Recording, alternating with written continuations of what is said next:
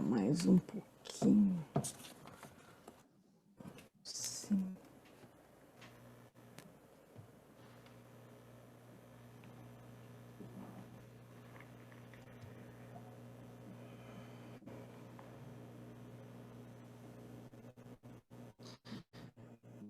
Bom dia a todos. É uma satisfação tê-los neste evento de compliance organizado pelo Felipe, que é o coordenador do Núcleo de Compliance, e o evento intitulado Colaboração Premiada e Acordo de Leniência, Questões Práticas e Controversas.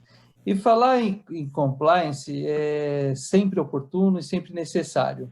Quando nós pensamos compliance, nós podemos compreendê-lo sob duas perspectivas. Uma do enforcement da lei, a aplicação da lei, que é uma forma das pessoas respeitarem a lei, então tem esse papel da autoridade, e aqui nós temos a doutora Samantha como autoridade. Muito bem-vinda, doutora Samantha. Tivemos a oportunidade de trabalhar algumas vezes no CAD, né, que é o advogo, né, e até dezembro a doutora Samantha foi a representante do Ministério Público Federal junto ao CAD. E quantas vezes, né, a senhora não se deparou com casos de acordo de leniência motivados por compliances dentro das empresas, né? E, do outro lado, nós temos também o quê? O papel do advogado, né, de como levar isso para as empresas, para a sociedade também. Não é só o enforcement, a cultura da concorrência, a cultura do compliance é importante. Então, eventos como este, e aqui eu agradeço mais uma vez ao Felipe, ao Leonardo, pela organização, é importante porque estamos fazendo advocacy, né, levando o que é o compliance. E pensar o compliance de forma ampla também é compreender que o compliance ele não se limita a apenas uma área do direito.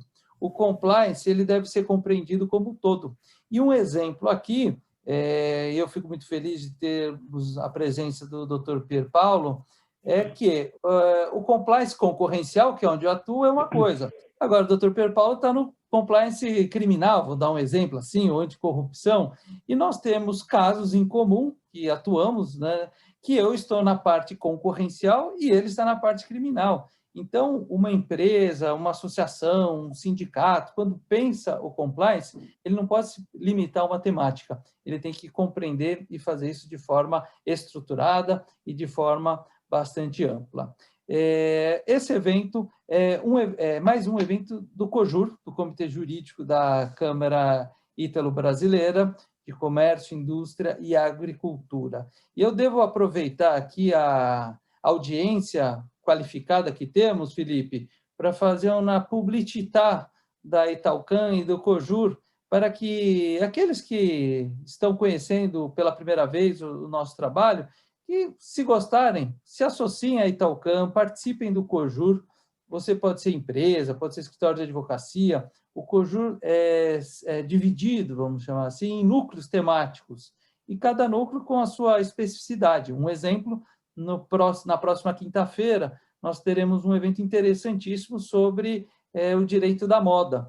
Então, veja, saímos aqui do compliance nesta quinta e semana que vem para trabalhar o fashion law. Então, quem tiver interesse, procure a Italcam e junte-se a todos nós. Então, eu gostaria, mais uma vez, de agradecer os nossos convidados, doutora Samantha, doutor Pier Paulo, e vocês, Leonardo e Felipe, pela organização, pela realização deste evento. Desejo a todos um excelente debate. Eu seguirei acompanhando vocês e aprendendo com vocês. E passo imediatamente a palavra ao Felipe, para que não percamos tempo com as minhas falas, e vamos direto ao que interessa. Felipe, em bocca ao lupo. Obrigado, Vicente. Bom dia a todos. É uma grande honra aqui estar, primeiro, para nosso primeiro webinar da gestão do Núcleo de Compliance Governança Corporativa do Italcam, e primeiro uma honra também ser mediador junto com o Leonardo e mediar duas pessoas pelas quais eu tenho a maior admiração, pessoas que são assim, que nos orientam a cada dia com materiais, com a sua participação, e dois temas que também são absolutamente importantíssimos, né? que é de colaboração premiada e leniência. São temas que são borbulhantes, são temas em relação aos quais há uma série de novidades nos 2 últimos anos e que a cada momento a gente se empenha em entender um pouco mais e compreender e desenvolver um pouco mais essas questões relacionadas à justiça negocial na esfera criminal, agora na esfera civil. Então, nos nossos bate-papos antes do webinar, surgiram tantos assuntos bacanas que poderíamos ficar aqui o dia inteiro, né? Infelizmente, teremos um tempo limitado. Mas eu teria a honra aqui de apresentar. Vamos começar primeiramente com algumas considerações iniciais. Eu gostaria de começar com a doutora Samantha Chantal Dobrowski, apresentá-la. A doutora Samantha é mestre e doutora em Direito pela Universidade Federal de Santa Catarina, é subprocuradora-geral da República, oficiante em matéria criminal perante o Superior Tribunal de Justiça, é coordenadora da Comissão Permanente de Assessoramento, Leniência e Colaboração Premiada da 5ª Câmara de Coordenação e Revisão do Ministério Público Federal, coordenadora do Grupo de Trabalho de Dívida Pública da 1ª Câmara do Ministério Público Federal, integrante do Grupo de Trabalho ONGs e Terceirização também do MPF, e ex-representante do MPF no CAD, de M 2018 e 2020. Obrigado pela sua presença, doutora Samantha, assim como obrigado pela presença do doutor Pier Paolo Bottini. Então, passo a palavra para a doutora Samantha Chantal. Meu bom dia a todos. Primeiramente, agradeço o gentil convite que me foi feito pela Italcam. Cumprimento e agradeço o doutor Vicente Bagnoli, doutor Leonardo, doutor Felipe, meu dileto amigo de muitos webinários e de algumas causas, doutor Pier Paolo Bottini, e cumprimento a seleta audiência que não enxergamos, mas deve estar aí, né? Eu vou ser breve nas minhas considerações iniciais, apresentar um panorama da situação da leniência da colaboração premiada a partir da aplicação prática da legislação surgida em 2013. Né? Em 2013 tivemos a edição da nova lei das organizações criminosas, a lei que tipificou a organização criminosa como crime no país, especificamente, para além do tipo de quadrilha ou bando, e trouxe um delineamento mais efetivo, mais detalhado da figura da colaboração premiada, às vezes chamada delação, né?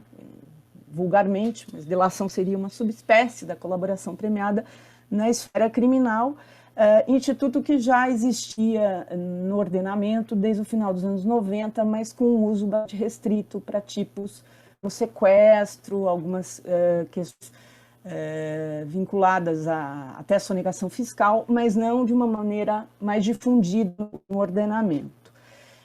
Ao lado desta legislação, foi editada a Lei Anticorrupção, em 2013, uma lei que estava tramitando no parlamento havia uns 3 anos, que sofreu ou foi tratada por um debate legislativo mais ou menos restrito, não foi um debate tão amplo quanto deveria ser, então é uma legislação que apresenta alguns defeitos técnicos do ponto de vista sistêmico, mas que introduziu inovações interessantes e muito úteis, todavia que precisam ser interpretadas à luz das demais normas do ordenamento, à luz da Constituição e do sistema de combate à corrupção, de controle da administração pública, já que é uma lei civil administrativa que se insere na esfera de responsabilização administrativa do Estado e administração civil ou extrapenal em sentido amplo, quando manejada em conjunto com outras leis, como a lei de improbidade administrativa. O que essas leis trazem, de certo modo, em comum é uma valorização do Instituto da Colaboração Premiada em sentido amplo. Na esfera criminal, a colaboração premiada, como é chamada, ou a delação, e na esfera civil, o acordo de leniência, instituto que foi introduzido pela Lei 2.846, que é a Lei Anticorrupção, e que no figurino legal ele tem uma aplicação mais estrita, um manejo mais estrito pelos órgãos de controle interno das administrações públicas, federal, estaduais e municipais, mas que é esse instituto que teve um impacto muito relevante na esfera investigativa, também na vida das empresas, né, porque ele se dirige basicamente às pessoas jurídicas, e que carece e merece uma interpretação e um manejo à luz do ordenamento como um todo. Quer dizer, é um instituto que tem que ser inserido nos princípios e no funcionamento do direito posto, e não ser interpretado e tomado isoladamente como se ele existisse só na lei anticorrupção e só pudesse servir para aqueles fins.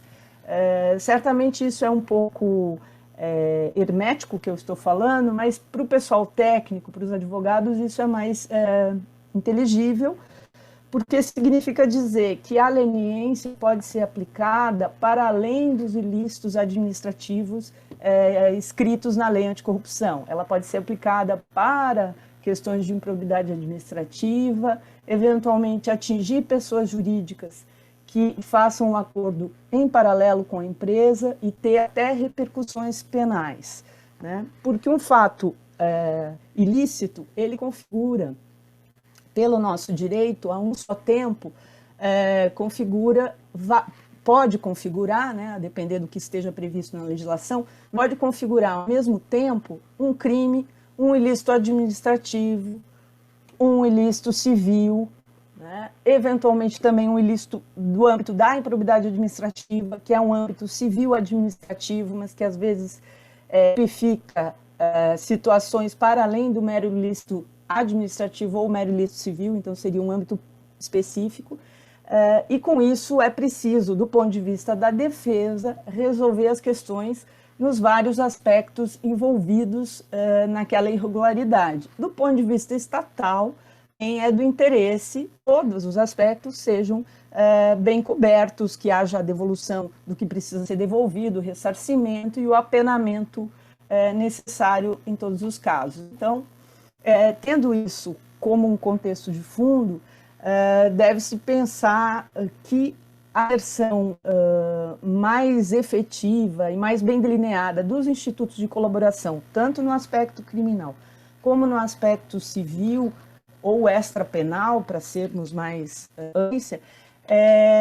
trouxe um ganho de eficácia do ponto de vista do Estado, do ponto de vista da autoridade que fiscaliza e investiga, e do ponto de vista da defesa, trouxe uma nova forma de exercer uma ampla defesa e, eventualmente, de conseguir resolver, através de uma colaboração, vários aspectos envolvidos numa conduta, abrangendo, então, várias ações penais, civis, administrativas, que afetam a vida daquele que cometeu o ilícito ou se foi da empresa atingida pelos ilícitos cometidos por seus titulares, seus prepostos, enfim, em benefício da pessoa jurídica. Então, esse marco de 2013, que começou a gerar frutos logo em seguida, após a Cássio Legis, inclusive, com a deflagração da Operação Lava Jato e os primeiros acordos de leniência e meio de colaboração, embora a colaboração já existisse no sistema, né? A partir do segundo semestre de 2014, marca uma mudança de patamar no trabalho estatal correlato à repressão de delitos e, a meu ver, também uma mudança de patamar na forma de atuação da defesa, né? Superou-se, em certa medida, nesses últimos anos, um preconceito em relação ao manejo da colação premiada como um meio de defesa, como um meio mais corriqueiro de defesa, e a Operação Lava Jato foi um divisor de águas nesse sentido, para o bem e para o mal. Aqui não estou dizendo que ela é isenta de críticas, mas acho que teve muito mais acertos do que críticas.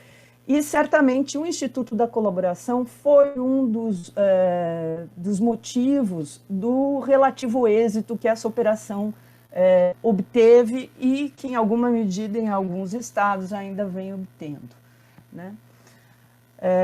Com isso, se julgou melhor as questões de segurança jurídica do lado da defesa, que passou a poder contar com esse instituto certas garantias para a figura do colaborador, seja pessoa física, seja pessoa jurídica. É verdade que, em relação à pessoa jurídica,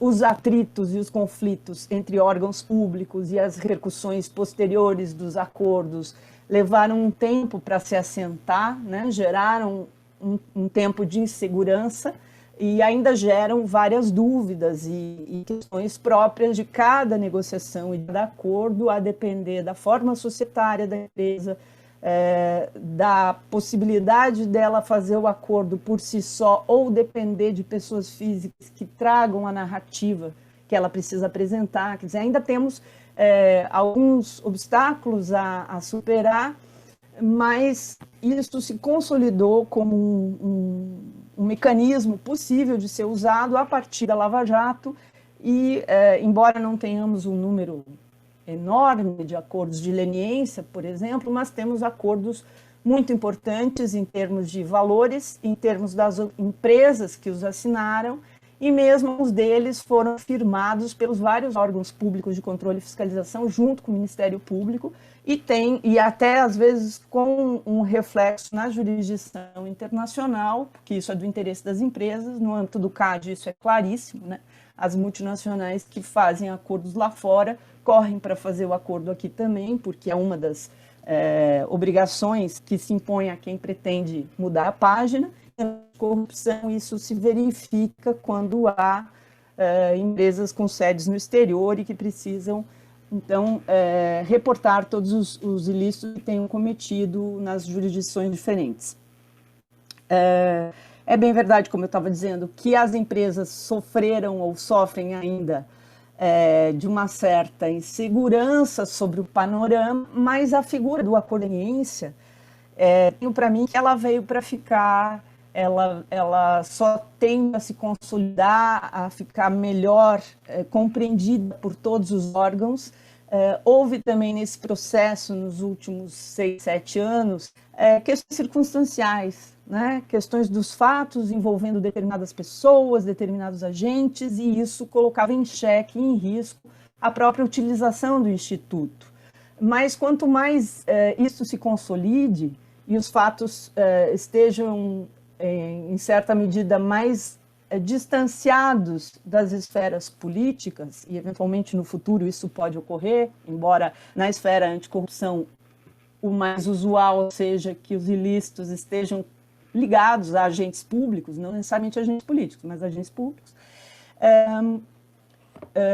Isso, naquele momento inicial, isso causou perplexidade na atuação da própria defesa, como fazer isso garantindo, né, que poderia evitar ou minimizar retaliações, e isso colocou um pouco na berlinda o próprio Instituto, que teve que ser provado na prática com todas as dificuldades inerentes àquele momento, que se revelam agora também nas em relação ao Ministério Público e ao Judiciário, e aí não pessoalizo, falo amplamente, né? Cada vez que o sistema funciona, já vimos isso desde o Banestado, já vimos isso em algumas operações dos anos 90, cada vez que o sistema funciona, o sistema jurídico institucional funciona, há uma reação do sistema político, social e econômico. É normal, acho que normal no sentido de que faz parte da correlação de forças na sociedade. Quanto menos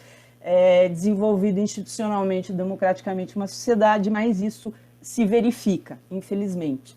Mas faz parte das regras do jogo, o importante é que se possa fazer um diálogo racional sobre isso. É uma esperança mais do que uma possibilidade, talvez.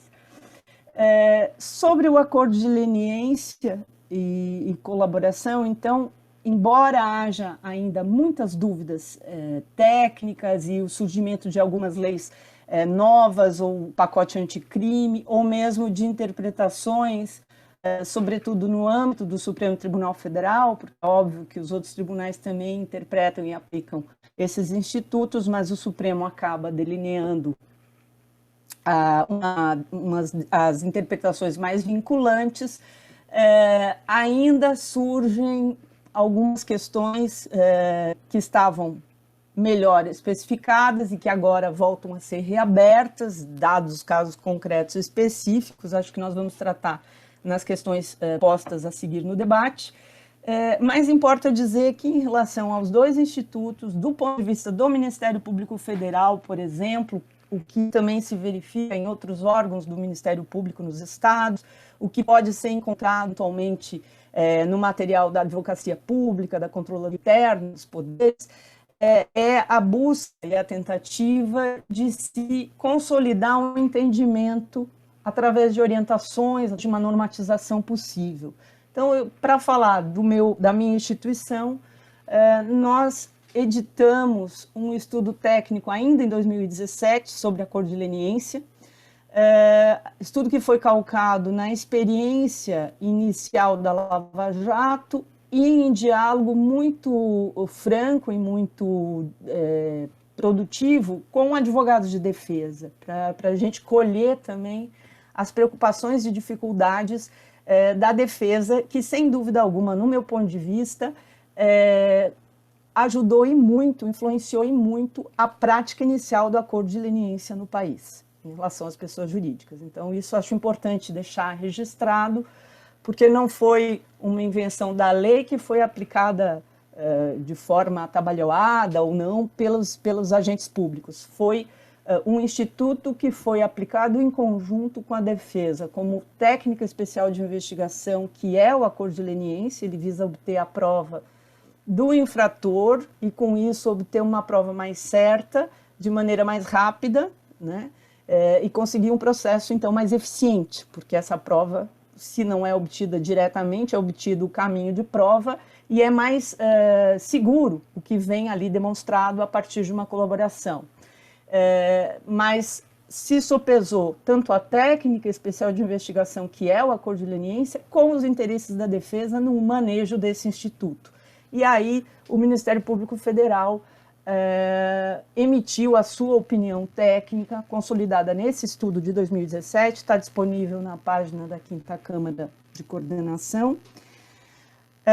Ele resultou também numa nota técnica mais curta, ele é um estudo um pouco longo, resultou numa nota mais resumida, e a partir disso, no ano seguinte, foi editada ainda uma orientação conjunta entre as câmaras criminais, 2ª, 5ª, 4ª câmaras, que tem atribuição criminal, sobre a colaboração premiada, uma orientação procedimental para os membros do Ministério Público, mas que obviamente serve aos interessados particulares e advogados sobre como proceder na celebração, na negociação e celebração de um acordo de colaboração premiada, tentando o MPF equacionar algumas situações que na prática às vezes se mostram difíceis, então tentando oferecer já alguns parâmetros para que a partir daquilo se negocie ou se aplique na prática. Por exemplo, a questão das penas, de como negociação das penas pelo Ministério Público e pelos interessados. A orientação número 1 de 2018, orientação conjunta, ela prevê ali alguns parâmetros que devem ser levados em conta, ou podem ser levados em conta para esse fim. Depois disso, ainda foram editadas algumas notas específicas, mais sobre leniência, para responder a consultas e questões controversas que surgiram na aplicação prática. Uma delas foi a do ano passado, a nota sobre a adesão de pessoas físicas à leniência da empresa. Então, se entende que, em relação às pessoas físicas ligadas à empresa, empregados, prepostos, funcionários ainda vinculados à empresa, é possível a adesão à leniência numa modelagem similar à do CAD, mas não é no mesmo estilo completamente, porque o CAD é uma legislação muito própria e específica, já mais bem burilada do próprio ponto de vista legal, né? Na esfera anticorrupção, isso é um pouco mais amplo, isso afeta outros valores e a legislação é um pouco lacunosa, né? Então, a adesão de pessoas físicas, que já era feita desde 2016, mais ou menos, citada no entendimento da 5ª Câmara e dos colegas que trabalham na comissão de assessoramento, a partir da nota número 1 de 2020, que justamente deixa explícito que as pessoas físicas ainda ligadas à empresa podem fazer adesão aos termos do acordo de leniência, dada a dependência recíproca que existe entre pessoa jurídica e pessoa física no Brasil, para apresentar o relato e as provas numa situação de colaboração premiada, né? Em geral, existe essa dependência que, eventualmente, em outros países, pela modelagem societária, pode não se verificar de uma maneira tão intensa quanto aqui. Em relação a pessoas físicas que não estão mais ligadas à empresa, entende-se que o caminho pode ser uma colaboração premiada criminal autônomo, como também pode ser feito por ainda funcionários, empregados que ainda estão ligados, mas entende-se que seria o caminho mais adequado, se houver o que dizer, se houver sobre o que colaborar, né? Essa nota da adesão, ela também explica uma questão que é tormentosa, que é a questão das competências e das jurisdições internas diferenciadas, quando se trata, por exemplo, de uma companhia com várias plantas ou com várias filiais e os ilícitos que venham a ser informados se espalhem pelo território nacional. Então, isso, às vezes, vai resultar em competência federal e em competência estadual, a depender do que se trate, uma propina para fiscais, por exemplo, eventualmente fiscais estaduais, alguma medida, algum fiscal federal, aí se divide o trabalho. Nós ainda engatinhamos em relação a um trabalho coordenado e ordenado, unificado a partir do início entre MP estadual e federal. Até porque, às vezes, quem procura para colaborar, procura uma das autoridades, às vezes até por receio, pela questão da confidencialidade, por ver até onde poderá ir, né? Quer dizer, há várias questões práticas que são colocadas à defesa para escolher os seus meios iniciais de negociação. E, do ponto de vista do Estado, ainda não é tranquila uma atuação completamente coordenada, seja por falta de baliza, seja por falta de tradição nesse sentido, e realmente porque as competências são separadas, né?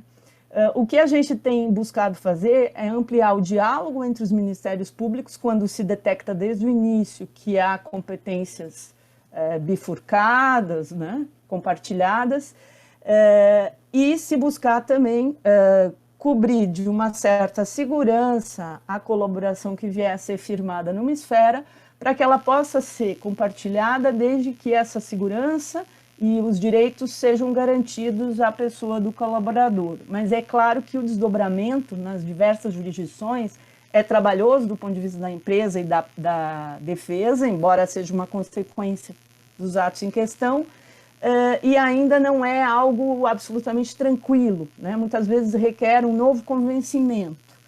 Nisso nós estamos começando a trabalhar, pensando em buscar desenvolver protocolos comuns, ou um protocolo único do MPF com os MPEs, ou talvez com cada Ministério Público, e alguns casos concretos, eles permitem um melhor diálogo, um refinamento do convívio, mas isso realmente ainda é digamos, uma página em aberto que, do ponto de vista da defesa, eu compreendo muito bem que representa uma fragilidade, né?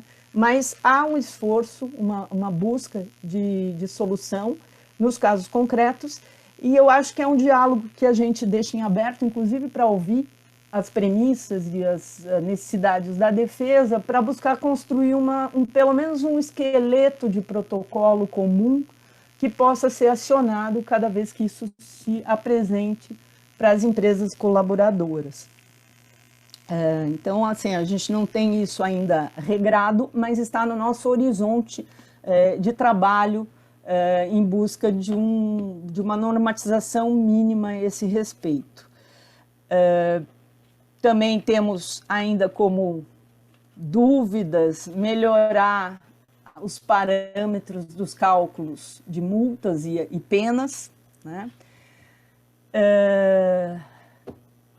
E questões de compartilhamento de provas, que é outra questão sensível e que se relaciona com esse ponto relativo às múltiplas jurisdições. Nós já temos uma nota técnica produzida, se eu não me engano, em 2019, que surgiu num caso concreto de uma das construtoras, até de uma decisão do ex-juiz Sérgio Moro, em que se fixou aquilo que já se fazia, que já estava nos acordos, que está no estudo técnico número 1, que só se compartilha as provas com outra autoridade, mesmo do Ministério Público, ou mesmo como se faz entre jurisdições internacionais, quando há a assunção do compromisso de se respeitar as garantias dadas ao colaborador. Quer dizer, a pessoa que passa do status de infrator, seja pessoa jurídica, seja pessoa física, que passa de infratora a colaboradora, né? Então eu digo, passa do status de infrator ao status de colaborador, ela passa a merecer,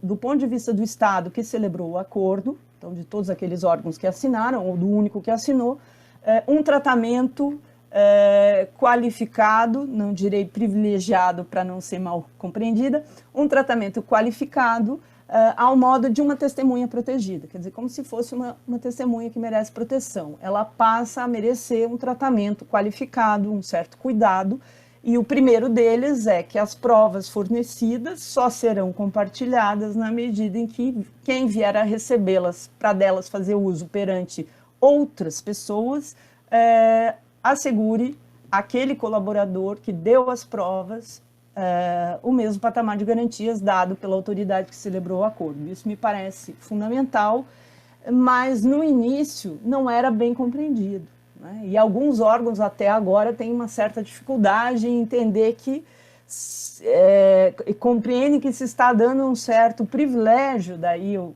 fazer a brincadeira com as palavras, porque se estaria perdoando, entre aspas, aquele colaborador infrator, quando ele já se comprometeu com penas, com sanções, com devolução, e obviamente que se a pessoa vem relatar e confessar fatos, ela o faz na medida em que tem algumas garantias, né? E essas garantias, do ponto de vista do Estado, é agir eticamente, lealmente e garantir que estas garantias contratadas no acordo, porque não deixa de ser um contrato entre as partes, é um negócio jurídico, né, importante, que essas garantias sejam observadas quando as provas forem manejadas nos diferentes processos em que elas venham a ser usadas. Então, se essas provas têm que ser compartilhadas com uma autoridade estadual, por exemplo, ou de outro país, o mínimo que se espera é que aquele colaborador que forneceu as provas não seja por elas atingido, né? Seria um contrassenso irrazoável. Então, isso nós temos muito claro no Ministério Público Federal e já nos nossos primeiros estudos e notas, e uma nota específica a esse respeito. Eu tenho a impressão que eu estou esquecendo algum dos documentos técnicos, mas eles estão todos na página da Câmara.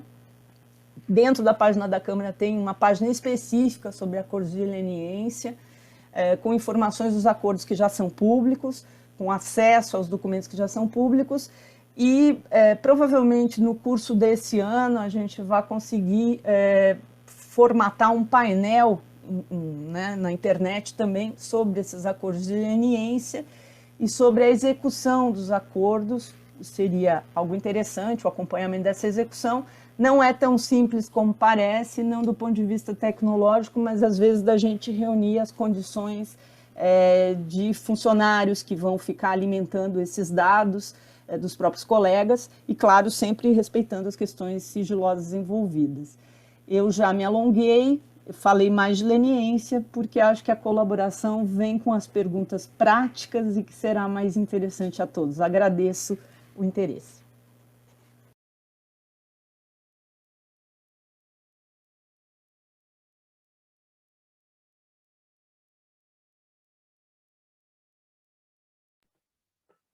Tá, acho que Leonardo está mudo. Não discute, nós não escutamos.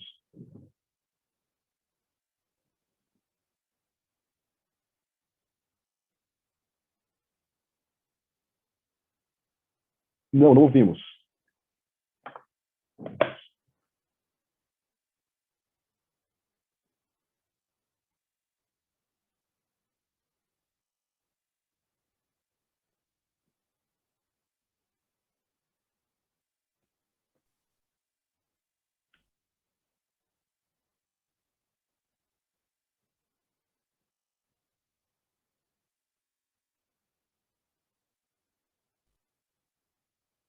Não, não escutamos.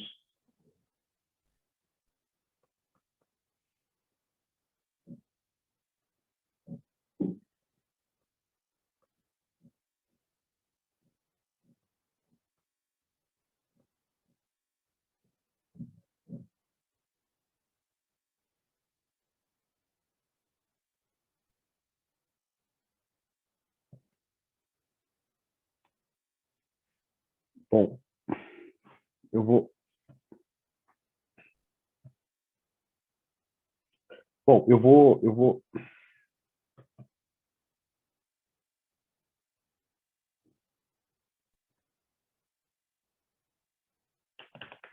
Só um minutinho, pessoal. Vamos retomar aqui a questão técnica. Eu acho que o Leonardo ficou no mudo. Ele ficou no mudo. Só vamos.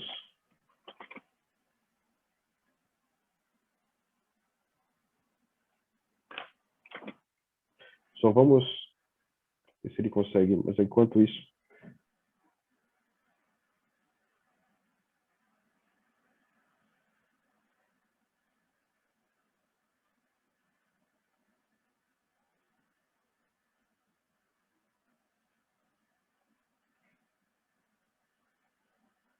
Enquanto Se isso, quiser, eu já começo. Não me preocupa, não. Eu...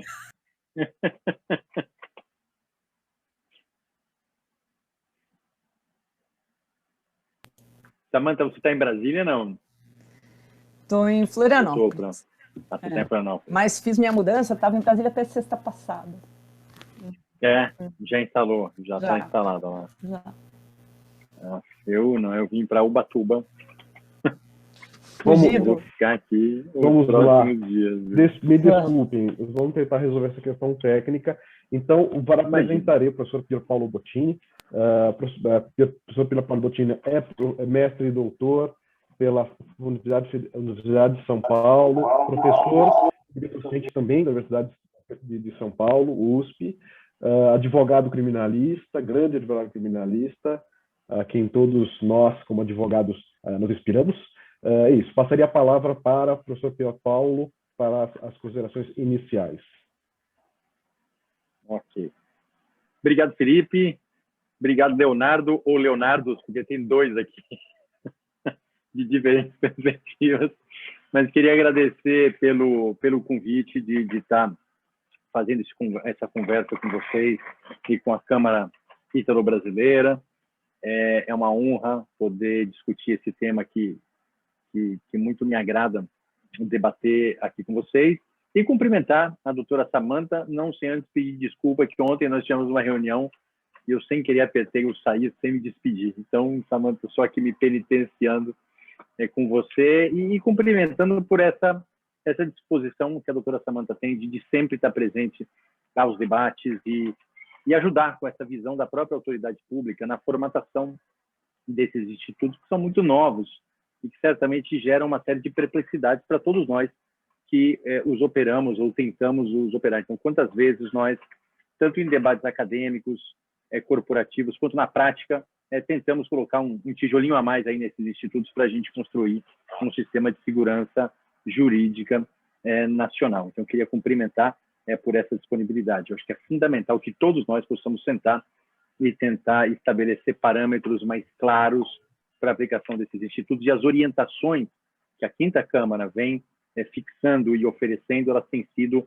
muito importantes. Eu me lembro do começo, e aqui falo pela colaboração premiada, quando a colaboração efetivamente foi regulamentada na lei de organização criminosa, eu lembro das primeiras reuniões que nós fazíamos com o Ministério Público e havia ali um papel em branco, né? A gente tinha uma dificuldade muito grande de construir parâmetros e critérios que geravam uma insegurança para todo mundo, né? Uma do ponto do advogado, que sempre teve uma resistência a fazer uma colaboração, até porque todos nós fomos criados em universidades em que a pauta era sempre a litigância, então a ideia do acordo sempre pareceu algo contrário às nossas tradições jurídicas, e do ponto de vista do Ministério Público, que sempre, no começo, tinha uma sensação de estar prevaricando, porque estava negociando com aquela parte investigada. Então, havia, de certa forma, um desconforto que, com o tempo e com esse esforço, ele foi sendo dirimido, né? Então, eu me lembro a primeira vez que eu sentei para fazer uma colaboração premiada, e era lá na Força Tarefa de Curitiba, e nós começamos a discutir às 4 da tarde um dia os termos de acordo e terminamos no dia seguinte às 6 da manhã. Nós passamos a noite discutindo item por item, e era até uma sexta-feira de carnaval, que foi difícil de explicar depois por que a gente ficou até às 6 da manhã do sábado de carnaval discutindo, mas de qualquer maneira eu achei que aquilo foi importante, porque cada cláusula ali era debatida, era esgrimida, e aquilo acabou sendo bastante relevante. Então, tudo isso eu estou dizendo para dizer que, e aí eu concordo com a doutora Samantha, o nosso marco legal e institucional é 2013. Né? Em 2013 foram aprovadas 2 leis, e eu acho que talvez na esteira daquelas manifestações populares, uma delas a Lei de Organização Criminosa e a Lei Anticorrupção, uma logo depois da outra, e essas duas elas ofereceram instrumentos relevantes para tudo isso que a gente está discutindo hoje. Né? A Lei de Organização Criminosa organizou a colaboração premiada. É evidente que o Instituto da Colaboração Premiada já existia na nossa legislação, mas muito esparso, muito mal regulamentado, gerava muita insegurança e muitas nulidades. Né? A gente sabe que processos importantes, investigações importantes foram anuladas justamente por não haver uma regra clara sobre quem fazia a colaboração, quem eram as autoridades intervenientes e qual era o procedimento. Então, essa lei, ela de organização criminosa, ela, de certa forma, regulamentou isso. E, logo depois, a Lei Anticorrupção, que trouxe o Instituto da Leniência.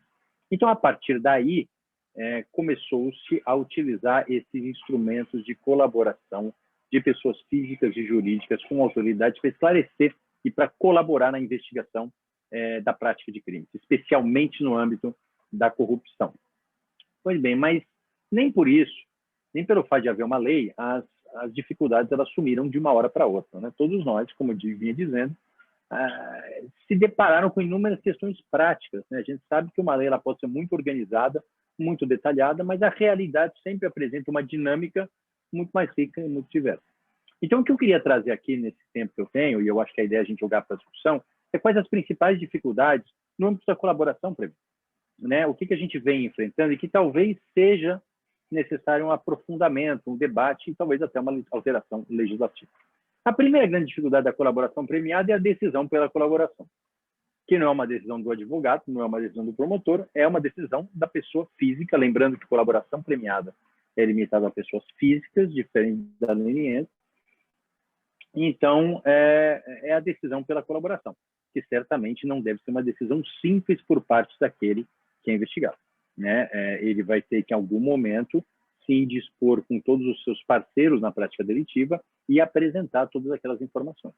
Então, é uma decisão de foro íntimo. Tem um livro muito interessante, que eu esqueci o nome, mas conta a história de um colaborador na máfia italiana, siciliana, que era o Salvatore Spaturra, e conta todo o processo dele resolver virar um colaborador. É um livro muito interessante, muito rico, que mostra essa questão psicológica. Mas, enfim, essa é o primeiro passo.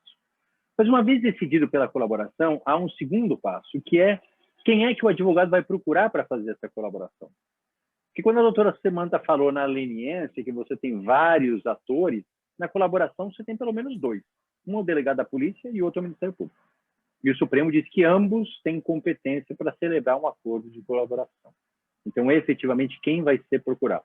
E, em regra, tem que ser procurado, em primeiro lugar, o Ministério Público, porque é o Ministério Público que fala nos autos. Então, ele, de alguma forma, tem mais incidência sobre o juiz para fazer valer e respeitar aquele acordo. Mas nada impede que se procure o delegado de polícia, inclusive se o membro do Ministério Público entende que aquele acordo não é interessante. Então, é possível celebrar um acordo com a autoridade policial também, ou, se ambos rejeitarem, ainda sobra a possibilidade para aquele colaborador agir como colaborador no processo, independente de um acordo formal, prestar informações importantes, colaborar de maneira efetiva e pedir, ao final do processo, que o juiz reconheça, mesmo na ausência de um acordo, os benefícios previstos em lei. Né? O próprio Supremo entendeu que isso seria possível no habeas corpus 127 483 e em algumas outras decisões. É claro que é muito mais arriscado, né, porque você não tem a concordância da parte contrária. Então, o ideal é efetivamente que se faça um acordo no início, mas se não há outra alternativa, é sempre possível, então, colaborar independentemente do acordo. Esse é o primeiro ponto. Então, tem a autoridade. O segundo ponto é qual é o objeto da colaboração. Então, aquele colaborador senta na mesa com o Ministério Público, então, porque a doutora Samantha está do outro lado, e nós precisamos, então, definir sobre o que vai ser aquela colaboração. E aqui a lei deu um passo muito importante, porque até algum tempo isso não estava definido em lei. E o que se acabava fazendo, até por uma insegurança de ambas as partes, o Ministério Público exigia que o colaborador apresentasse no acordo de colaboração todos os fatos ilícitos dos quais ele tenha participado ou dos quais ele tenha ciência. Mesmo que não fossem crimes, porque, no fundo, a qualificação jurídica do que é crime ou não cabe ao colaborador, cabe ao Ministério Público. Isso gerava uma insegurança muito grande de ambas as partes. Em primeiro, do colaborador, porque, primeiro, ele pode não lembrar de tudo que ele fez. Segundo, ele pode querer colaborar só num dos fatos. E, em outro fato, ele quer correr o risco de, eventualmente, responder a um processo penal. Então, vamos supor que o colaborador ele é diretor de uma empresa, de uma grande empresa. Vamos pegar aqui o exemplo da Lava Jato, de uma empreiteira que participou de concorrências no âmbito da Petrobras.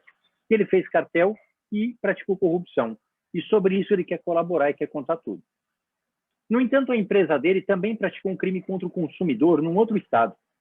E sobre isso ele não quer falar. Ele não quer falar porque ele acha que ele pode responder esse processo. Ele não quer falar porque acha que isso não vai ser descoberto. Ele não quer falar porque acha que os impactos econômicos disso são grandes. Enfim, sobre isso ele não quer falar. O que acontecia no regime anterior?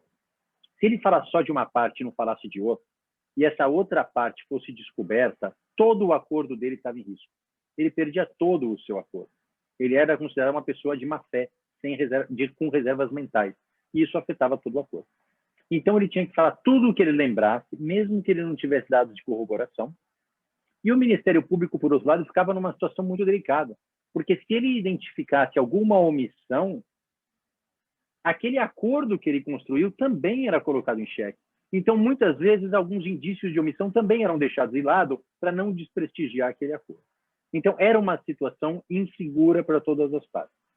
Depois de muita discussão, e eu me lembro que eu fui ao Ministério Público algumas vezes, onde a gente debateu isso bastante, o pacote anticrime acabou adotando uma alteração legislativa, dizendo que, na verdade, a obrigação do colaborador é colaborar com o objeto daquela investigação que ele se propõe a colaborar.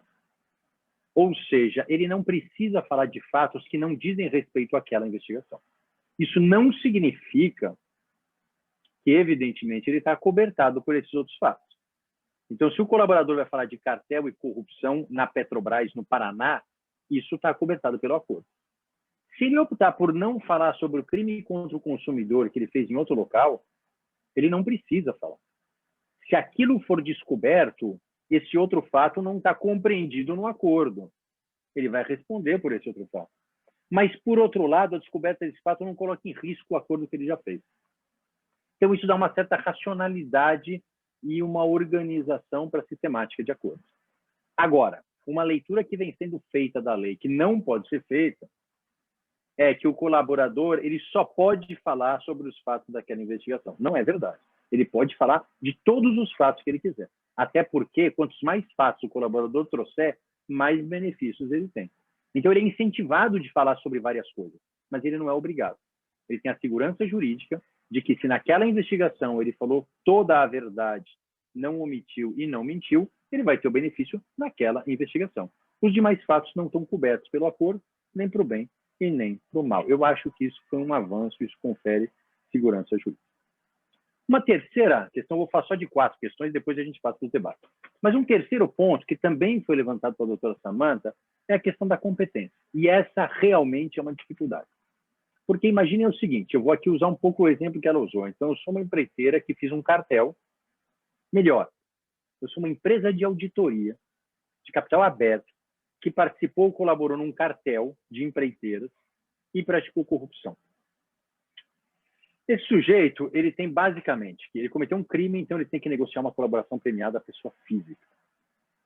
Depois a pessoa jurídica vai ter que fazer uma leniência com o Ministério Público, uma leniência com a CGU, porque tem corrupção, uma leniência com o CAD, porque tem cartel. Uma leniência com o Banco Central, porque talvez ele seja instituição financeira. E uma leniência com a CVM, porque ele é uma entidade de capital aberto. Sem contar que se ele encostou nos Estados Unidos, ele tem que fazer um acordo com o DOJ e com a SEC lá também. Então, percebam, a miríade de pessoas com as quais eu tenho que negociar. E veja, a gente já fez isso, né, doutora Samanta? Já sentamos todo mundo na mesa e já fizemos esse acordo. Agora eu vou falar só da colaboração. O que pode acontecer é que o sujeito, ao fazer uma colaboração premiada, ele resolva contar fatos, até para trazer tudo junto, que sejam da competência de vários juízes distintos. A solução disso na prática tem sido muito difícil. Porque, em primeiro lugar, é claro que se eu tenho aqui algum fato que tem uma autoridade com prerrogativa de foro, ou algum fato da justiça eleitoral, que são justiças especializadas ou tribunais, eles atraem e eu negocio só com essa justiça. Mas nem sempre é assim. Eu posso querer colaborar com uma corrupção que teve efeitos em vários estados, ou que foi feito em vários estados, em várias situações. Então, eu sou uma empresa que ganhava contratos em várias prefeituras, em vários estados. Era o mesmo ato de corrupção, mas ele efetivamente era replicado em todo o país.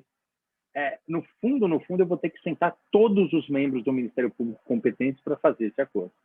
O que me dá uma insegurança, mas eu não vejo outra saída em relação a isso. Porque fazer acordo só com o Ministério Público, com efeitos em outras jurisdições, isso vai acabar gerando problemas no futuro. Então, nós temos essa situação que precisa, essa sim, eu acho que a gente precisa olhar com mais cuidado de que forma o Ministério Público Estadual e o Ministério Público Federal, que são justiça comum, eles, de certa forma, conseguem coordenar os seus membros para facilitar um acordo que envolva várias jurisdições. E o último ponto aqui que eu quero falar, antes da gente entrar para os debates, é a questão dos benefícios, que também tem sido uma fonte de insegurança. Então, ok, você decidiu fazer acordo, foi até a autoridade, sentou com a autoridade, fez a discussão e fez um acordo, entregou coisas relevantes. E o Ministério Público diz, ok, eu me interesso, vamos discutir então a contraprestação, os benefícios a que você tem direito. Quais são esses benefícios? Bom, eu tenho os benefícios previstos em lei. Eu posso negociar um perdão judicial, uma redução de pena, uma substituição da pena por restritiva de direito, até o benefício da não denúncia. O Ministério Público se compromete a não me denunciar em algumas situações. A questão é, até o final de 2018, o Ministério Público fazia com as partes, criou com as partes um benefício adicional, que não estava previsto em lei, que é a chamada os regimes diferenciados, que todo mundo acho que já ouviu falar, que é o sujeito ficar em casa com a tornozeleira. Então, a sua pena, o seu benefício é, em vez de você ficar preso numa prisão, você, porque colaborou, vai ficar em casa com uma tornozeleira. Muito bem. Então, uma pena de prisão domiciliar. O problema é que a prisão domiciliar não é prevista em lei. A nossa lei de execução penal não fala em prisão domiciliar. Só fala para maiores de 70 anos com doenças muito graves, que não é o caso de ninguém ali na Lava Jato. Pois bem, só que, no entanto, esses acordos foram feitos e foram homologados pelo Judiciário, inclusive pelo ministro do Supremo Tribunal Federal. Veio o pacote anticrime e alterou essa previsão. O pacote anticrime diz não é mais permitido se fazer um acordo com benefícios que não estejam expressamente previstos em lei. O que o pacote anticrime disse, em outras palavras? Prisão domiciliar com tornozeleira não cabe mais. Se for regime fechado, vai ser na prisão. Se for regime semiaberto, você vai passar a noite na prisão. Ou seja, exigiu, colocou uma certa amarra no Ministério Público e no colaborador de que eles não podem negociar esse tipo de penas, o que certamente afetou a colaboração premiada. Porque quando você tinha a previsão de prisão domiciliar, é uma coisa. Quando você tem, por outro lado, a necessidade de passar algum tempo na prisão, na instituição prisional, e você sendo colaborador premiado, isso efetivamente é muito arriscado. Então, sem dúvida, isso inibiu a realização de colaboração. Agora, tem uma discussão aqui, e a discussão é a seguinte: inibiu a realização de colaborações sobre fatos ou crimes praticados depois da nova lei. Os crimes praticados antes da nova lei, eles continuam sob o regime anterior. Portanto, para todos os crimes praticados até o início de 2019, é possível, pelo menos no meu modo de ver, e eu acho que de grande parte do Ministério Público e do Judiciário, porque tem homologado colaborações, ainda é possível o regime domiciliar. É que, com o passar do tempo, isso vai ficar no passado e a gente vai tendo cada vez mais casos com essa nova legislação. Então, é algo que a gente vai precisar enfrentar.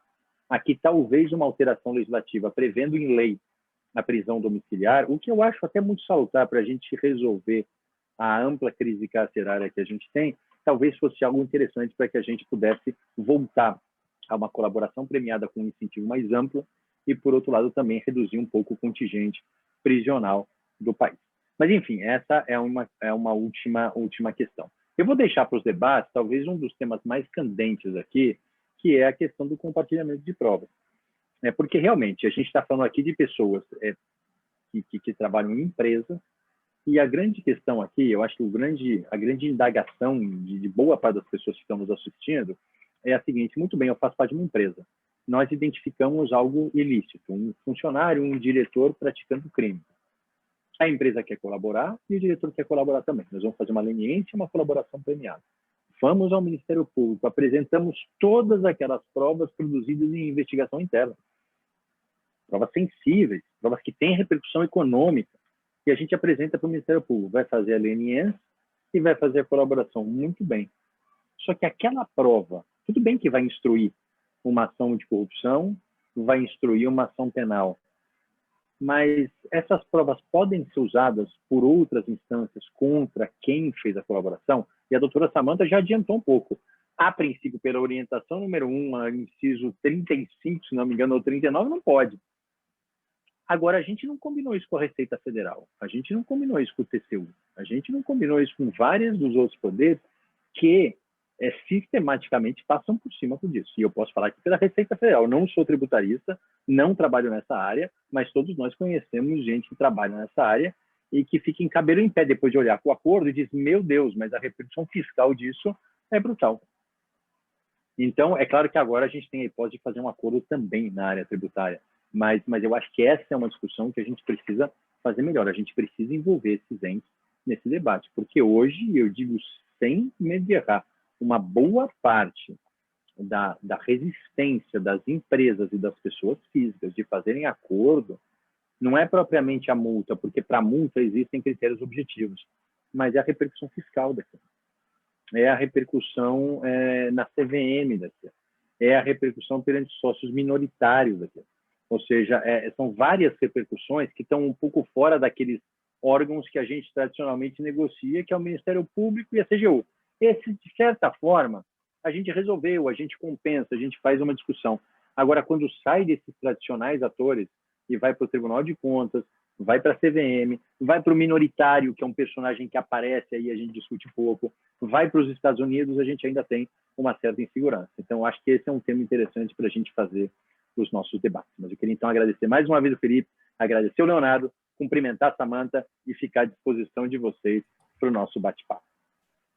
Muito obrigado. Eu achei fantásticas as falas. Eu acho que elas se complementaram, né? A doutora Samanta trouxe aqui o histórico do caminho para a formulação, estruturação dos acordos de colaboração e leniência, e o professor Piero Paulo trouxe aqui as dificuldades práticas, e aí os temas se complementam.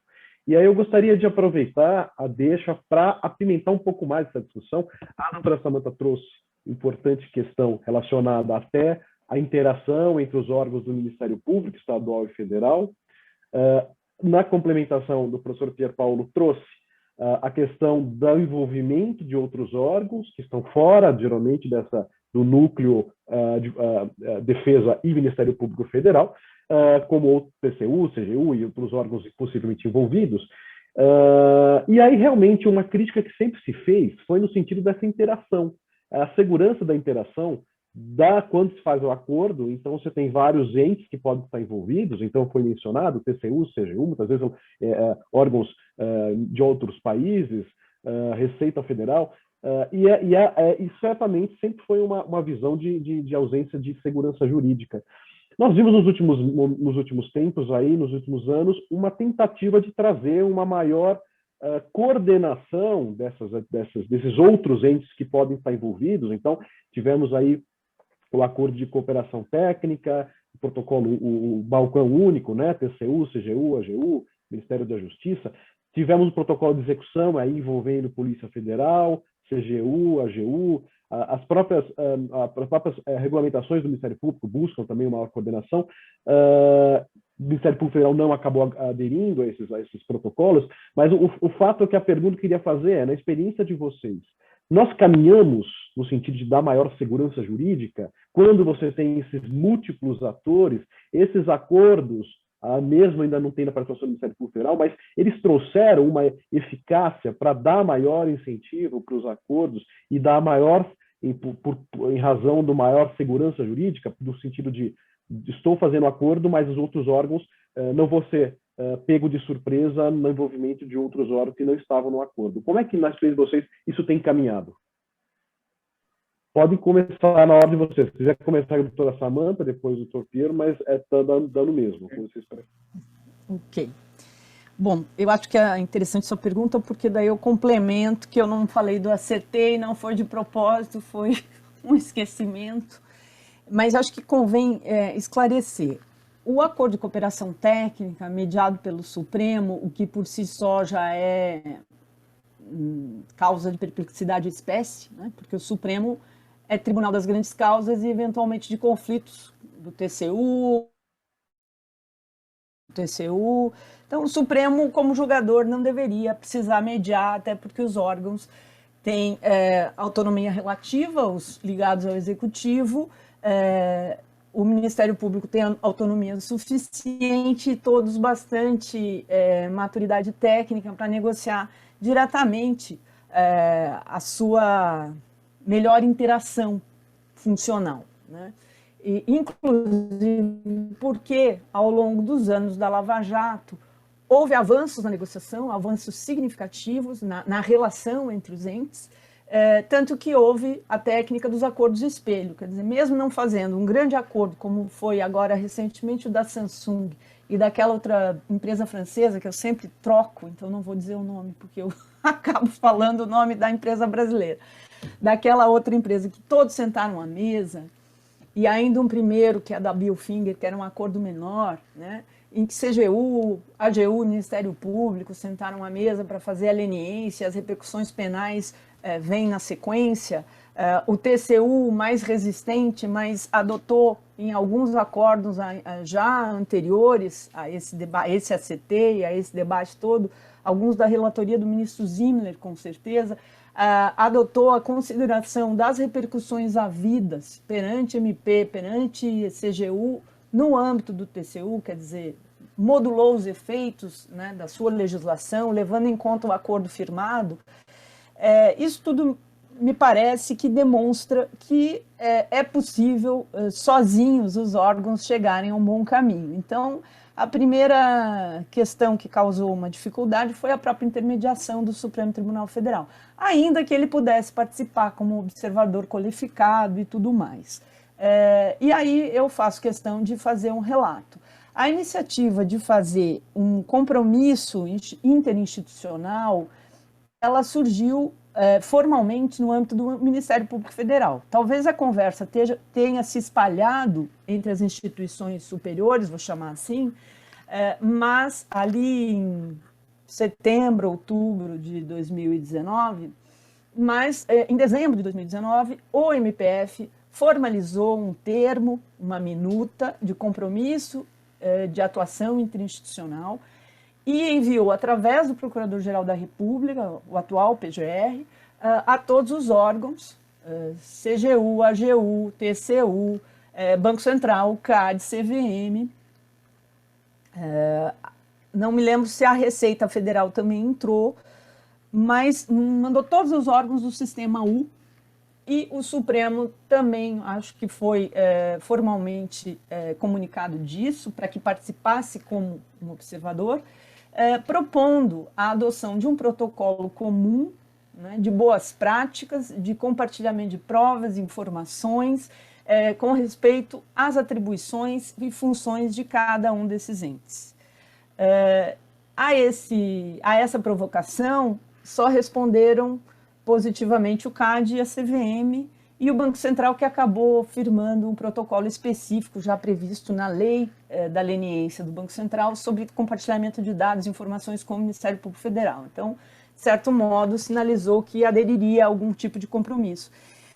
Isso foi plenamente desconsiderado pelos demais órgãos e, em retorno, veio a proposta de ato de cooperação técnica, né, para a qual não fomos convidados, pelo menos a comissão não foi, e acredito que o PGR também não tenha sido, para os debates de redação. O Ministério Público Federal foi totalmente excluído das fases de negociação e celebração do acordo, tornando-se, pela letra do ACT, um destinatário dos acordos feitos pelo Executivo, o que é uma inversão, eu diria que é uma subversão perversa do modelo constitucional de persecução penal e mesmo persecução civil, né? Porque o Ministério Público não anda a reboque do Executivo desde 88. Então, não poderíamos admitir que nos tornássemos apenas o destinatário das informações para propor a ação civil de improbidade, se o caso, ou as repercussões penais cabíveis a partir do tipo de acordo que tivesse sido formulado pela CGU e a AGU sempre como representante advocatícia da CGU e da própria União, né? E com a interveniência positiva, então, do TCU, que passava e passa a poder avalizar o quantum, que é o grande problema do TCU, é a questão da mensuração do dano, e passou a ter um prazo específico para acordos pendentes desta avaliação e passou a poder ser consultado de uma certa forma, avalizar aquele acordo, acho que em 90 dias, agora não lembro bem os termos, mas com isso houve uma composição no grande atrito, desde o início da leniência, existiu entre TCU e controle interno, quer dizer, controle externo e controle interno, divergindo sobre o alcance dos acordos de leniência e da própria atuação do controle externo, que todos reconhecemos, o Ministério Público Federal sempre reconheceu que é o último a dar a palavra sobre o dano, né? Tanto que o MPF não dá quitação dos seus acordos, porque não tem a expertise necessária para isso, e a legitimidade para dar a palavra final é o controle externo, é o TCU no âmbito federal. Então, um dos grandes pontos, eu estou resumindo, existem outras questões técnicas que não puderam ser superadas do ponto de vista do Ministério Público para aderir a esse ACT. Isso foi formulado em termos de uma nota apresentada ao PGR, me parece que essa nota está publicada também. Isso veio a público em agosto de 2020, né? Acho que foi dada ampla publicidade aos termos da não adesão do MPF, o PGR concordou com a comissão e a quinta Câmara, e espero que mantenha a sua concordância, porque os termos do ACT em relação às funções típicas e constitucionais do Ministério Público Federal não são aceitáveis, né? E principalmente por isso que eu falei, transformava o Ministério Público num destinatário do trabalho feito, como se não pudesse ir além desse trabalho, porque também dizia que dali propunha ação, quando na verdade o Ministério Público recebe informações de qualquer um, seja órgão, seja pessoa, de qualquer lado, ao receber uma informação, tem a obrigação de investigar e não diretamente agir, se não houver condições de fazer a atuação judicial. Se houver, também faz a atuação judicial, mas ele não pode ficar jungido a uma atuação prévia de uma autoridade administrativa. Então isso seria perverter todo o sistema constitucional. E havia outros problemas mesmo em questão de troca de informações e, vamos dizer assim, da validade do alcance dos acordos, né? Porque os acordos, e a gente tem se colocado como agente importante na celebração de acordos de colaboração, agente que eu digo Ministério Público, porque é o Ministério Público que titulariza a ação penal pública e as várias medidas invasivas que podem ser tomadas na investigação penal. A polícia, por exemplo, representa pelas medidas e o juiz deve ouvir o Ministério Público.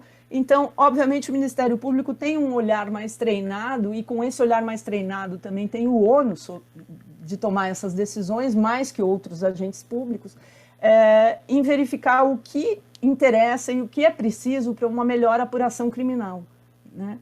A autoridade administrativa tem um foco muito mais restrito, e aí não fazendo acusações levianas nem nada, mas é uma suposição muito racional, né? Aquele que quer conter danos, ele pode vir à autoridade administrativa e contar meia história, e ela pode acreditar nessa história e querer transferir isso ao Ministério Público porque atue só nisso, quando isso, do ponto de vista do Ministério Público e muito da própria polícia, se verifica que não é a história toda, porque a gente tem aquele trato, aquela expertise, e tem a possibilidade de buscar uma checagem dessas informações que a autoridade administrativa não tem. Pode não vir a comprovar nada, mas tem a obrigação de fazê-lo. Então, o ACT, ele deixa muito a desejar nesse aspecto, de modo que o MPF não aderiu a ele. Quanto a isso render mais segurança jurídica, de um lado, eu acredito que para quem opta por uma colaboração, para as empresas, basicamente, que não têm o interesse, a necessidade de trazer junto pessoas físicas, e aqui não estou fazendo um juízo de valor, estou fazendo uma constatação, né?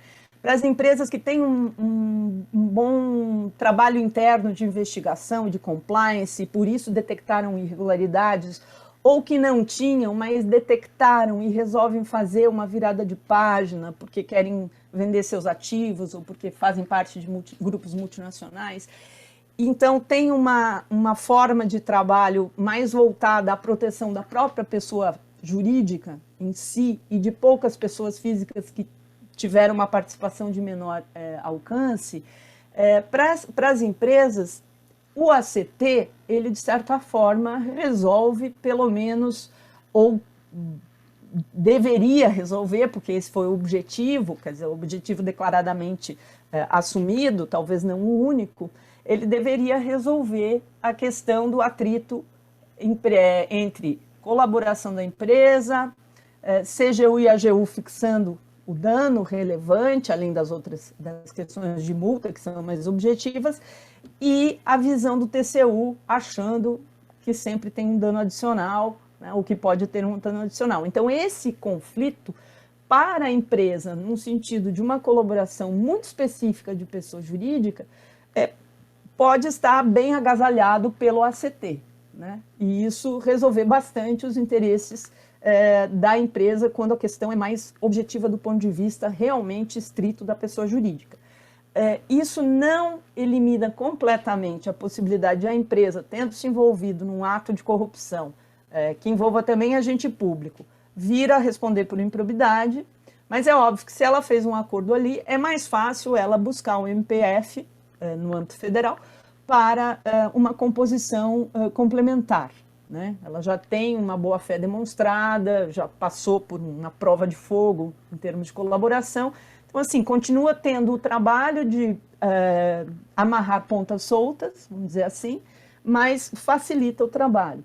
Agora, do ponto de vista de uma colaboração mais ampla, que envolva pessoas físicas, que tenha repercussões penais sobre pessoas físicas relevantes para a empresa, relevantes no sentido não necessariamente que sejam seus sócios ou proprietários de alguma forma, mas que a empresa dependa daquelas pessoas para poder fazer o seu próprio acordo de leniência, e para isso ela tenha que dar algumas garantias para a pessoa colaborar do ponto de vista da colaboração premiada criminal, aí o ACT não resolve muito, apesar de ter havido a inserção do Ministério da Justiça e da Polícia Federal no ACT da leniência, o que também, do ponto de vista técnico, é um tanto quanto absurdo, e ter havido depois um outro acordo envolvendo polícia.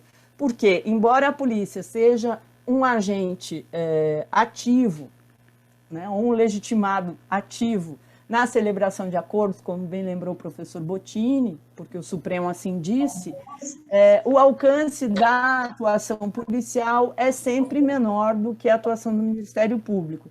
E ainda que esse acordo possa ser feito na polícia, e possa ser até homologado em juízo ou homologado a colaboração voluntária, do ponto de vista da pessoa física, vai sempre, se o Ministério Público fica totalmente alheio a esse acordo, ou opina contrariamente no processo, sempre fica uma certa nuvem no horizonte a demonstrar que ele pode sofrer reveses judiciais. Não necessariamente que isso vá, no fim das contas, afetar aquele acordo, a depender da sua solidez. Mas, em termos de segurança e tranquilidade, o melhor é trazer o Ministério Público para dentro do acerto no bom sentido, né, da avença.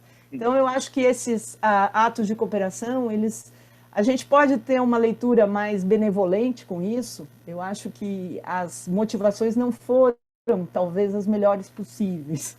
né? Mas, fazendo uma leitura benevolente, dá para entender que eles permitem um avanço, principalmente de coordenação entre esses órgãos.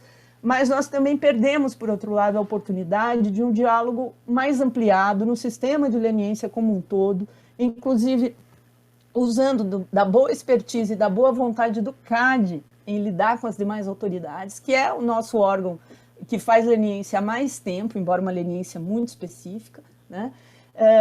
E perdemos a oportunidade de envolver também os novos agentes dos acordos de supervisão, como o CVM e Banco Central. Poderíamos ter ido mais além. Ficou num patamar muito simples, diria, mas, de qualquer maneira, é um início e, quiçá, no futuro, passados talvez daqui uns anos, né, com as marés que vão e voltam, a situação um pouco mais tranquilizada, a gente possa ter uma discussão mais racional, que não seja confundida com a busca corporativa de trabalho. Não é isso, é a questão de interesse do sistema, né? Para o sistema trabalhar de forma íntegra, e penso eu, se fosse advogado de defesa assim entenderia, é preciso que a gente traga para a discussão prática aqueles órgãos que vão fazer a diferença no fim das contas, que são o Ministério Público e o Judiciário. E também são os que vão mais apanhar no fim das contas. É isso.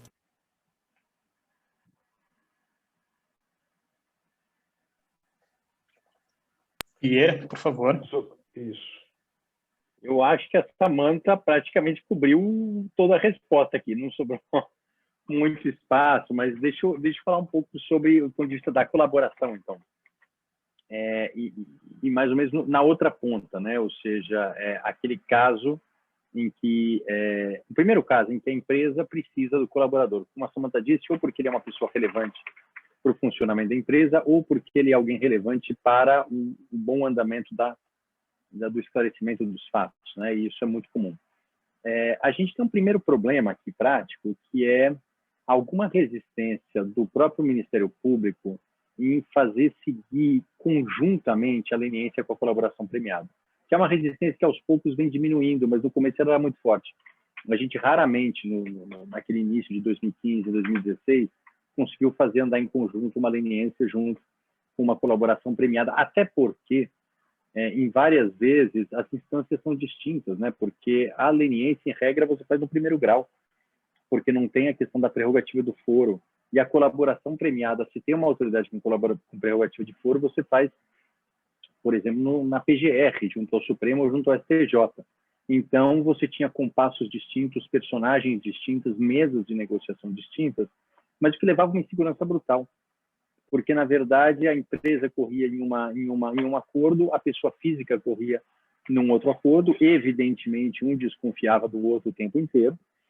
As regras sobre a interação entre a pessoa física e a jurídica, nesse caso, não são claras. Por exemplo, até hoje, a gente não chegou a uma conclusão se a pessoa jurídica pode ou não pagar a multa da pessoa física na colaboração premiada ou na leniência, né? Sobre a legalidade daqueles planos de incentivo à leniência. Então, eu já vi alguns casos que a empresa faz o plano de incentivo à leniência, faz uma investigação interna, chama a pessoa física para colaborar, o sujeito senta, abre o coração, entrega tudo, a empresa pega tudo aquilo, leva na sua leniência no Ministério Público, fecha um acordo de leniência e a colaboração premiada fica parada. E aí o sujeito, de repente, se depara com uma situação em que ele não tem mais nada de novo para entregar, não tem mais nenhum ineditismo, não tem nada para esclarecer, porque tudo aquilo já está na leniência, já foi compartilhado, porque ele não pode impedir que as autoridades compartilhem aquilo na leniência, ou seja, esse tipo de condicionante não é regra nos acordos internos de incentivo à leniência. E então, muitas vezes, eu já vi isso acontecer mais de uma vez, a pessoa física ficar numa situação muito difícil. E todas foram resolvidas por conta praticamente da piedade da autoridade que está ali. Ou seja, em que você diz, olha, não faz sentido essa pessoa, mas do ponto de vista jurídico, não haveria motivos para o procurador ou para o promotor aceitar uma colaboração premiada na medida que ele já tinha toda a informação. Por quê? Porque no momento em que o sujeito faz essa entrega para a empresa, ele não tem qualquer respaldo, qualquer garantia que o acordo dele vai ser feito.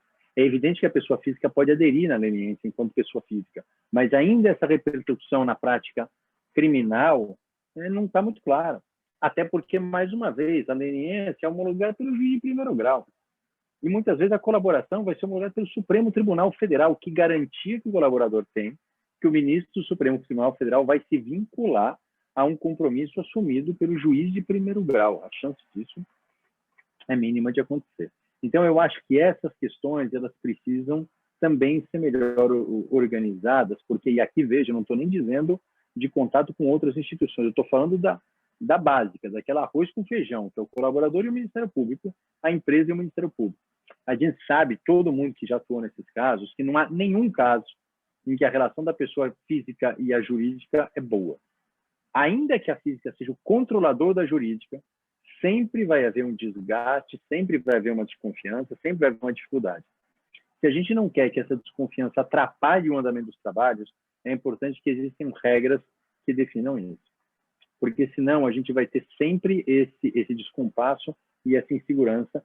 E aí o colaborador premiado ele vai querer correr primeiro da empresa para assegurar que ele faça o acordo, a empresa vai querer correr primeiro com o colaborador, o que, a uma primeira vista, não seria ruim do ponto de vista do Estado, porque é todo mundo querendo colaborar antes e trazer informações o mais rápido possível. O problema é que você cria uma situação de desconfiança em que um acaba escondendo a prova do outro. E o colaborador ele não participa das investigações internas de uma maneira efetiva e muitas vezes orientado pelo advogado. Ele diz, não vai colaborar com a empresa, vai colaborar direto com o Ministério Público.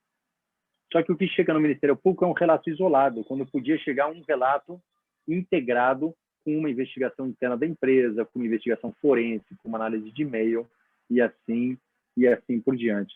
Então, eu ainda acho que, para além dessa integração que a gente tem que fazer com as outras instituições, a fixação e o esclarecimento das regras da relação entre a pessoa física e a pessoa jurídica, ela é fundamental, porque a gente tem tido na prática muita dificuldade para resolver.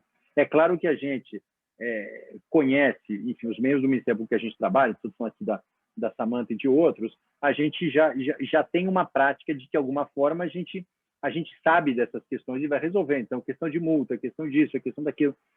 Mas o problema é que a gente precisa criar uma sistemática que seja nacional, ou seja, para aqueles atores que estão se deparando pela primeira vez com esse tipo de questão e isso não tem sido incomum. Então, é importante que a gente possa, e aí eu acho que a Quinta Câmara seria fundamental que esmiuçasse, eu sei que ela já tem algumas coisas a respeito disso, mas esmiuçasse um pouco mais para dar mais segurança jurídica, senão isso vai começar a ser assentado pela jurisprudência em cada caso de forma diferente, e quando isso for uniformizado pelo STJ ou pelo Supremo, a gente já vai estar com uma insegurança jurídica patente aqui.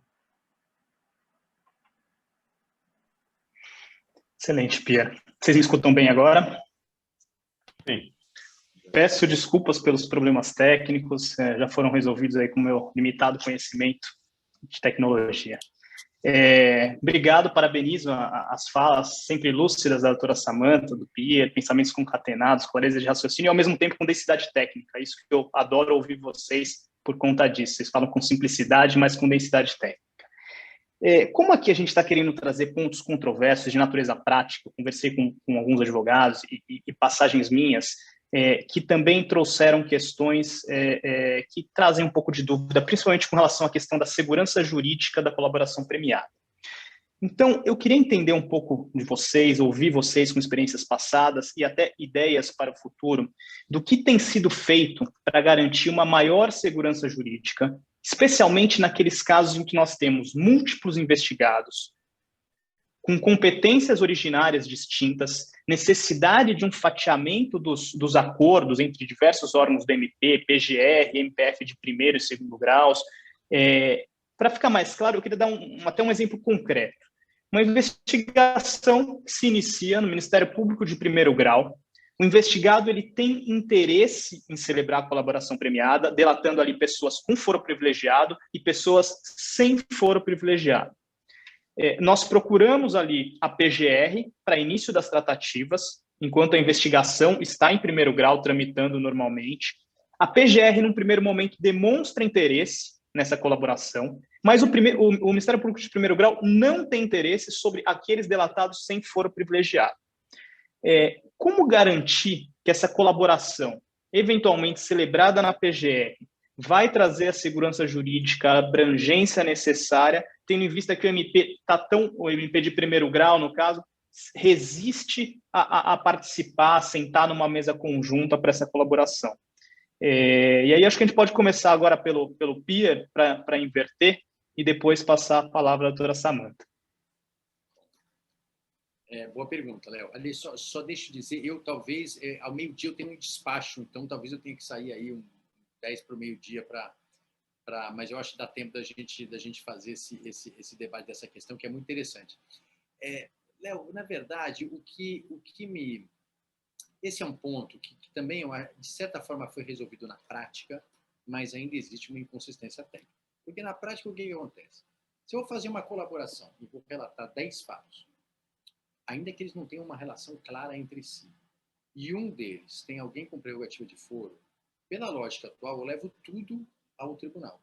Eu faço um acordo com a PGR, ele vai ser homologado pelo Supremo Tribunal. Vamos dizer que eu tenho 10 fatos, um cartel, um crime contra o mercado de capitais, um crime contra o consumidor e uma vantagem indevida para um senador. São 10 fatos. O Supremo vai homologar os 10 anexos e depois ele distribui aquilo que não é de competência dele para os foros específicos. Tá? Então, essa insegurança que você relata, na prática, a princípio não existe, porque tudo isso vai ser homologado pela mesma autoridade. Agora, do ponto de vista técnico, eu sempre entendi que aqui tinha um problema. E qual é o problema? Eu entendo que se eu for fazer 10 relatos sem uma conexão do ponto de vista processual entre si, eu deveria fazer cada relato na autoridade jurisdicional própria para investigar aqueles fatos. Isso me traria, vamos dizer, essa forma, essa sistemática seria mais coerente com a nossa legislação. Mas, por outro lado, eu não sei se ela é funcional. Por quê? Porque, no fundo, eu vou precisar fazer 10 acordos com 10 autoridades diferentes, enquanto que hoje eu faço um acordo só. Então, o que a gente tem? O que eu posso te responder a questão é, hoje eu não tenho essa insegurança porque eu faço só um acordo de todos os meus relatos na mesma autoridade. Não é a forma mais técnica de se fazer, mas é que resolve a questão sistemática. Tá? Então, assim, eu tenho algum desconforto do ponto de vista técnico, eu não sei se o Supremo ou o tribunal competente para apreciar aquela situação, ele teria essa abrangência para homologar acordos que não tem nada a ver com ele, mas isso dá uma segurança jurídica para o colaborador, eu não tenho dúvida alguma. Bom, de minha parte, eu acho que fica claro como o foro privilegiado é disfuncional no sistema, né? E é desnecessário socialmente há décadas, porém é necessário para outras finalidades, né? Uma redução muito drástica do foro, se quisesse manter, se não conseguimos ser uma república mais desenvolvida, ela é mais do que urgente do ponto de vista civilizatório. Enquanto isso não acontece, a solução é essa que o Pierre falou, né? Resolve-se pela régua de cima, embora se possa incorrer no seguinte problema, que é o problema que existe em relação às autoridades de outros âmbitos que não o Ministério Público, que eu falei em relação à ACT. É fazer na PGR, do ponto de vista do primeiro grau, a investigação muito mais avançada, ou se sabe que aquela colaboração sobre os fatos de primeiro grau não diz nada de muito concreto, então ela é desnecessária, por isso a resistência, às vezes, do primeiro grau, e a PGR estará junto com o Supremo avocando todo o trabalho em função de um único fato do foro privilegiado e, às vezes, de uma colaboração que fica mais ampla, mas não tem uma substância tão importante do ponto de vista do Estado. Então, esse é o risco também técnico, né? Não só de solapar as competências, mas técnico de eficiência, né? Do ponto de vista da eficiência e do objetivo que uma colaboração traz. Em alguns casos, o que se tem observado recentemente, o que pode acontecer, mas ainda sempre dependendo da boa vontade das pessoas envolvidas, deveria ser uma praxe, mas infelizmente ainda não temos bem desenvolvida na instituição a compreensão de que a competência de foro especial que dá atribuição a membros da PGR, né, porque normalmente não é o procurador-geral, são as pessoas por ele delegadas, para atuar em matéria criminal, se sentem desobrigadas de observar as orientações da Câmara, né? Porque o PGR não submeteria a ninguém. Não é bem assim de um ponto de vista institucional mais amplo, de um ponto de vista de coerência sistêmica, né? Não haveria por que ser assim. Então, por enquanto, se conta com a boa vontade, e aqui sou muito franca, estou falando isso com muita franqueza, né? Com a boa vontade da assessoria, dos colegas da assessoria, dos colegas com delegação, e, em alguns casos, de colocarem colegas de primeiro grau atuando na negociação do acordo desde o início. Então, o acordo, tanto o primeiro grau, ao identificar, e eu trabalho num caso que foi isso, ao identificar que tem um fato isoladíssimo e um fato pequenino, inclusive, talvez que nem configure, a gente não quis nem se aprofundar, a gente deslocou a questão para a PGR por uma cautela técnica em função desse entendimento de que o nível superior avoca o resto. E aí, em troca,